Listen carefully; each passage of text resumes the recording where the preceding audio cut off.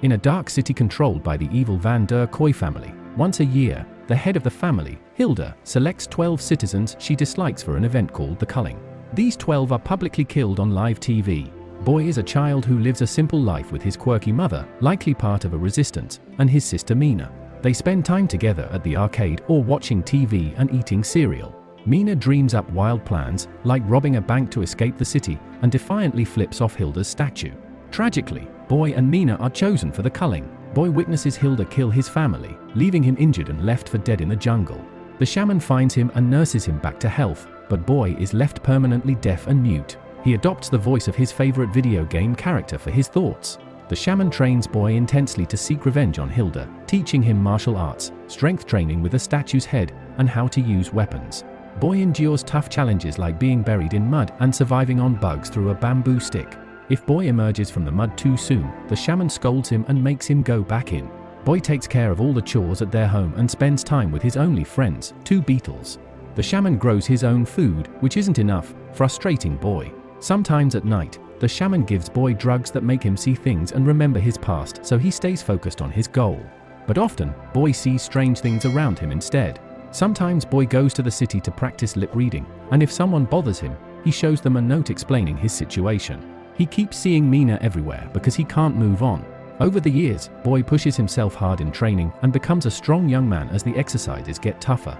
One day during a practice fight, he almost beats the shaman, but a vision of Mina distracts him, and the shaman takes advantage to defeat him, deciding he's not ready. Boy tries to meditate to make Mina's visions go away, but it doesn't work.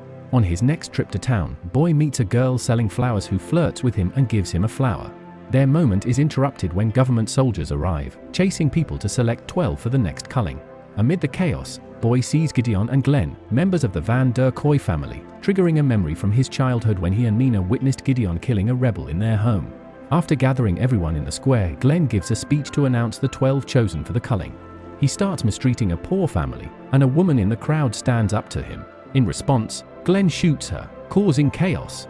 Gideon calls head enforcer June 27th to handle the situation. She swiftly deals with a man wielding an axe, cutting off his arm and killing him, then proceeds to eliminate anyone who protests, her helmet displaying words matching her commands. Boy witnesses these events, triggering traumatic memories, but the shaman stops him from intervening, believing he's not prepared.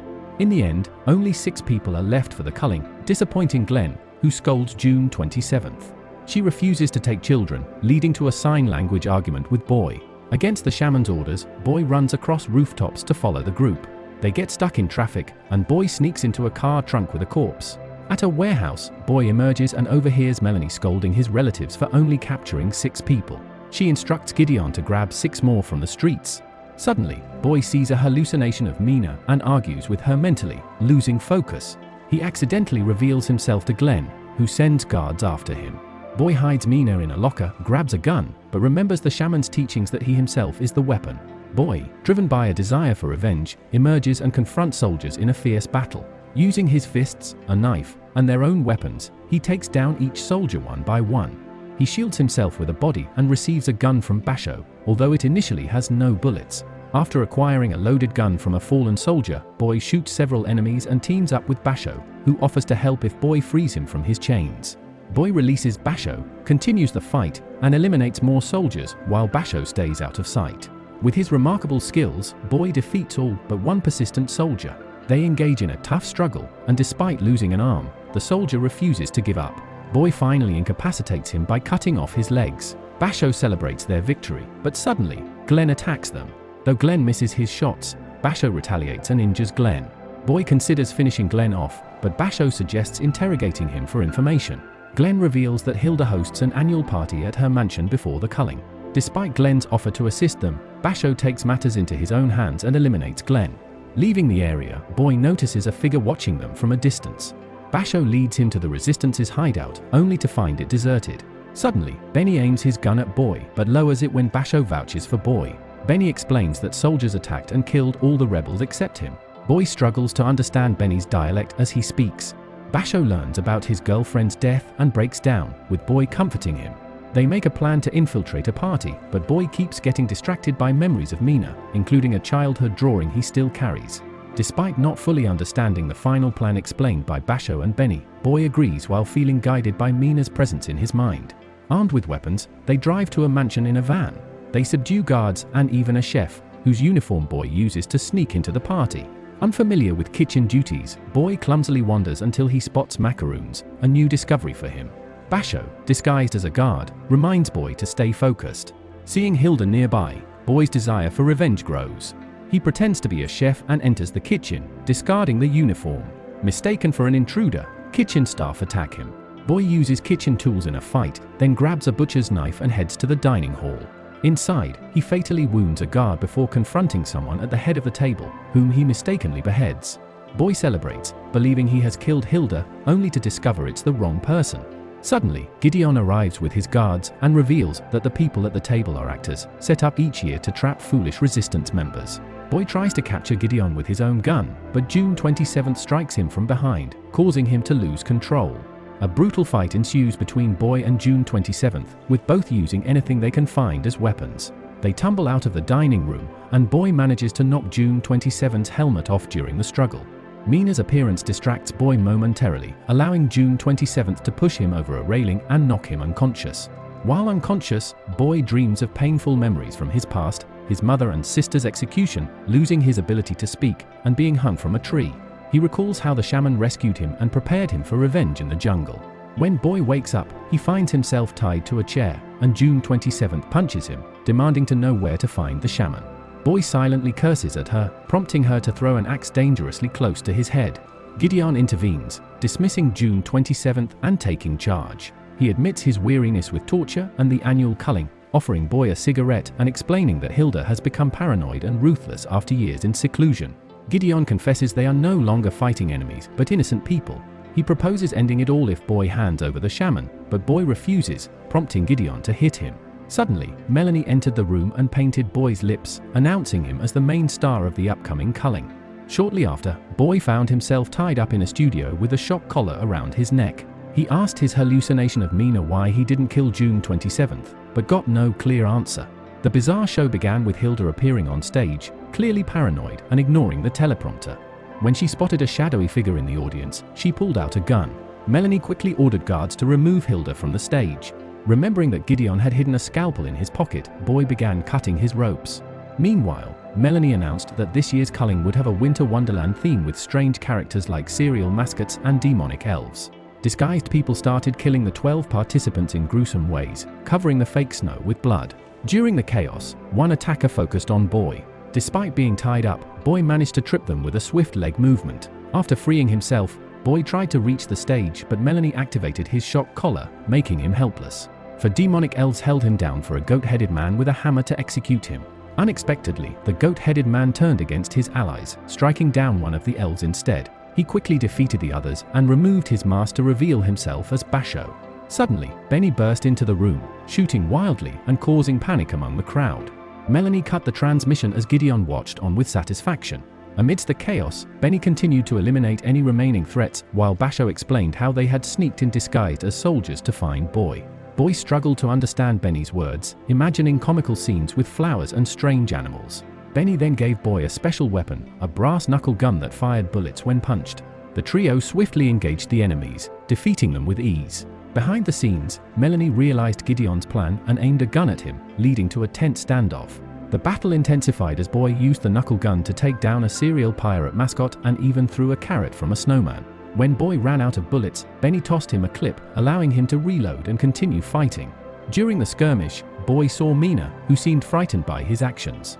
Melanie seized the opportunity to shoot at Boy, but Benny bravely intervened and took the bullet meant for Boy. Despite Benny's final words being incomprehensible to Boy, he understood the sacrifice.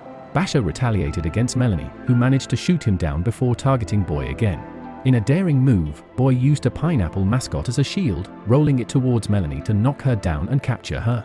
Boy ties Melanie to a chair and pushes a camera toward her, instantly killing her.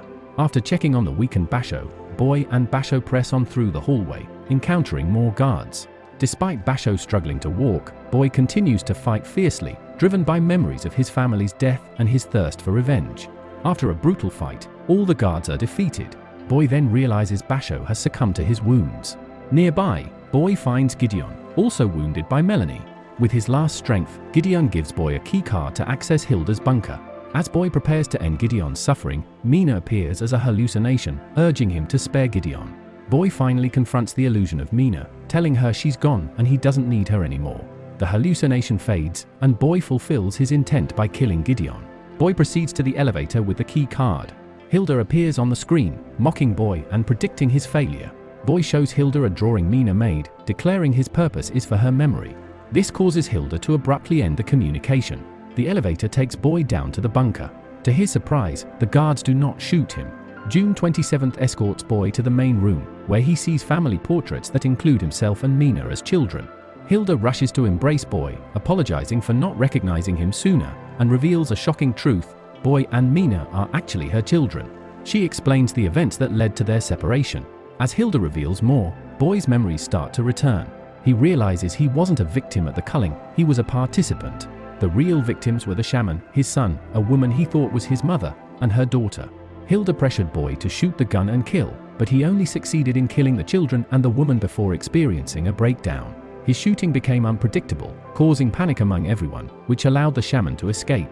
Overwhelmed by guilt, Boy fled into the jungle to cry alone. The shaman found him and began to choke him, but then had an idea. He abducted Boy, proceeded to manipulate his memories, and convinced him that his wounds were inflicted by the government.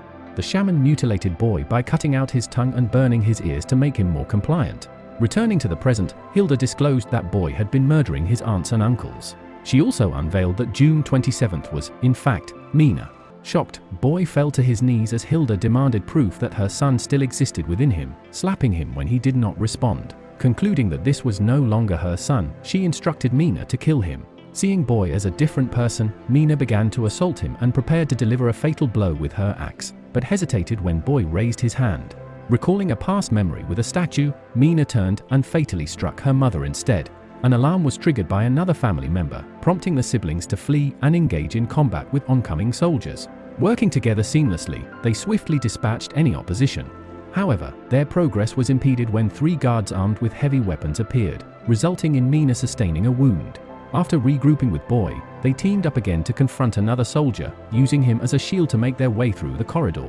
As they confront the Gatling gun-wielding opponent, Mina takes him down while Boy takes care of him with his own arsenal. With more soldiers closing in, the siblings make a break for the elevator to flee. Mina confesses that she's been searching for her brother all these years, but their escape is short-lived, as the elevator suddenly changes course and stops at a different floor, where they're confronted by the shaman. The shaman uses sign language to urge Boy to eliminate Mina, claiming she's part of the same corrupt family, but Boy refuses to comply. Mina launches a fierce attack on the shaman, but he quickly gains the upper hand. Just as he's about to deliver the fatal blow, Boy intervenes, saving Mina from certain death. Together, the siblings launch a fierce counterattack, but the shaman proves to be a formidable foe, using underhanded tactics to inflict severe injuries. In the heat of battle, Mina's helmet is shattered, leaving her bleeding profusely. Boy is left to face the shaman alone, using cunning and agility to steal his necklace and turn the tables. However, the shaman retaliates, using the necklace to inflict more wounds on Boy. In a final, desperate bid to defeat his mentor, Boy draws upon the wisdom of his younger self and manages to overpower the shaman, ending his reign of terror. As Boy tends to Mina's wounds, she urges him to escape, but he refuses to leave her behind, instead carrying her to safety. As they flee, Boy reminisces about their carefree days in the arcade, acknowledging that having a partner by his side makes all the difference. In the aftermath, the siblings find solace in an abandoned building, sharing a bowl of cereal and rediscovering their bond. Please like and subscribe for more video like this. Thanks for watching.